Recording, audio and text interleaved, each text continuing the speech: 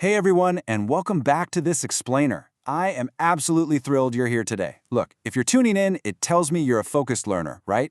You want clear, structured answers, and we're going to give you exactly that today.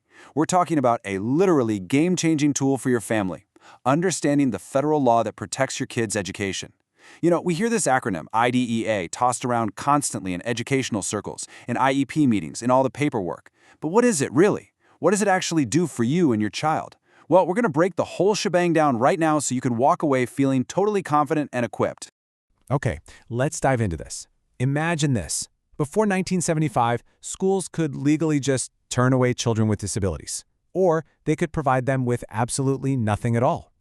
I mean, stop and really think about the weight of that for a second. If you were a parent back then, the local public school had the actual legal authority to simply close its doors to your child, leaving you completely on your own.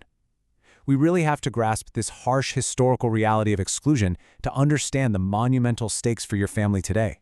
The law we rely on didn't just pop out of thin air. It was a desperate, absolutely crucial response to a system that was completely shutting kids out.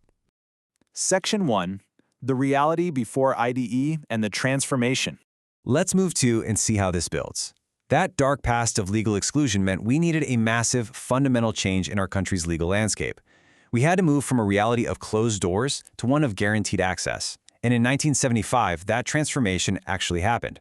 IDEA was officially passed into federal law, and it completely flipped the script for kids with disabilities. And hey, this isn't some dusty, archaic piece of history. It is a living, updated federal law.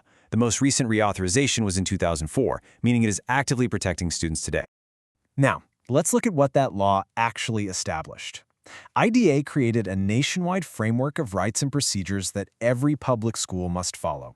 I really want to hit the nail on the head with that phrase, nationwide framework. This means these are not just, friendly guidelines. They aren't little suggestions a principal can just opt out of based on their budget or their mood. No way. This is a strict set of rules, and literally every single public school across the country is legally bound to them. Your child's rights are built right into this concrete national structure. Section 2.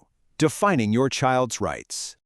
Now, what's really interesting about this slide is what these legal protections actually mean for you right now as you advocate for your kid. The whole foundation of this law rests on some pretty incredible words. IDEA guarantees that children with disabilities have the right to a free, appropriate public education, what we often just call FAPE.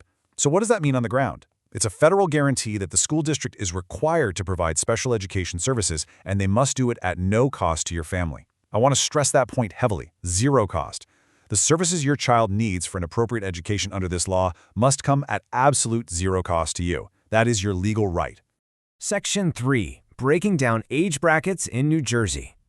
And this brilliantly illustrates how the system actually functions on a practical level, specifically looking at New Jersey as our example.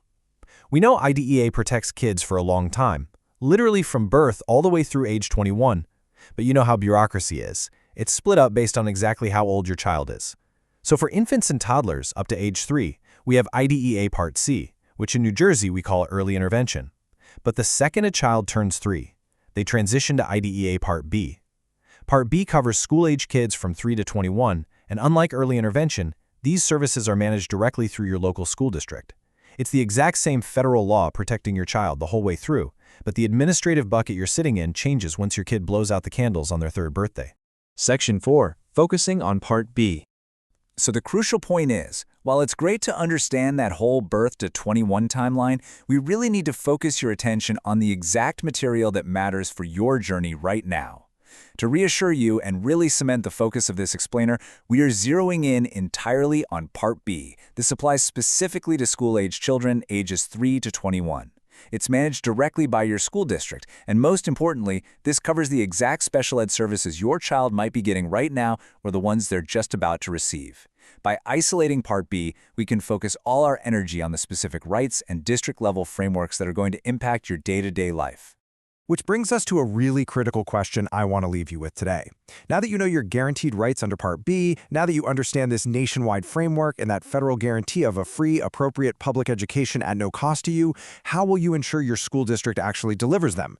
I mean, knowing the law is that absolutely vital first step, for sure, but applying it? That's where the real work kicks in. Let that question bridge your new foundational knowledge with your next steps in your advocacy journey. Thanks so much for hanging out with me for this explainer. Keep focused, keep learning, and I'll catch you next time.